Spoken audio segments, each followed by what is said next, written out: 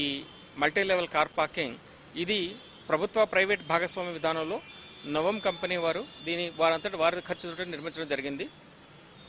దాదాపు 100 కోట్లు ఖర్చు పెట్టి ఈ ప్రాజెక్ట్ని వారు చేయడం జరిగింది. ఇది భారతదేశ చరిత్రలో ప్రప్రథమంగా ఇంత హైలీ సొఫిస్టికేటెడ్ కార్ పార్కింగ్ అన్నమాట. ఇక్కడ అసలు హ్యూమన్ ఇంటర్వెన్షన్ అనేది ఉండదు. ఎవరు కూడా మనుషులు కార్ని పార్క్ చేయటం, ఆ కార్ని మళ్ళీ డిజిగ్నేటెడ్ ప్లేస్కి తీసుకెళ్ళడం అనేది ఉండదు. ఇది భారతదేశంలో ప్రప్రథమంగా ఇట్లా జరిగింది. ఇక్కడ అంతా కూడా వారు జస్ట్ డ్రైవర్ వచ్చి కార్ని అక్కడ వదిలేస్తే ఆటోమేటిక్గా ఆ కార్ ఏంటంటే స్లాట్ తీసుకుంటుంది. మొత్తం ఇది 15 అంతస్తులో కట్టడం జరిగింది.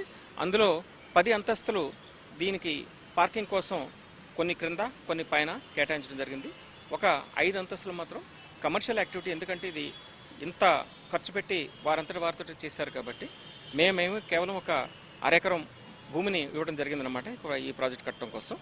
సో దాన్ని వారు ఓవర్ పీరియడ్ ఆఫ్ టైం, అంటే ఇనీషియల్గా కొన్ని నష్టాలు వస్తాయి, కానీ వారంతా మొత్తం మీద ఎంతో కొంత వారికి పెట్టుబడికి రావాలి కాబట్టి, కొంచెం ఆదాయం రావాలి కాబట్టి ఈ 5 కమర్షియల్ ఫ్లోర్స్లో ఇందులో 2 ఫ్లోర్స్లో థియేటర్స్ ఉన్నాయి.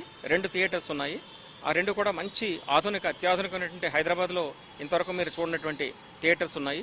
ఇక ఈ పార్కింగ్ చూసుకుంటే కంప్లీట్లీ ఆటోమేటెడ్ అనేటువంటిది ఇండియాలో ఫస్ట్ టైం చేయడం జరిగింది. ఇది నిజానికి జర్మన్ టెక్నాలజీ, ప్యాలిస్ టెక్నాలజీ అంటాము. అంటే పజిల్ పార్కింగ్ అన్నమాట. ఆటోమేటిక్గా మీరు అది ఎక్కడ చూసుకుంటుంది, స్పాట్ చూసుకుని దానంతట అదే వెళ్ళిపోతుంది అన్నమాట. దానికి ట్రాన్స్పాండర్స్ అవి ఉంటాయి.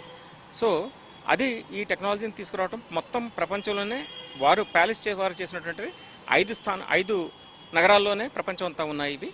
ఇది 5వది అన్నమాట ఇక్కడ హైదరాబాద్లో చేయడం అనేది.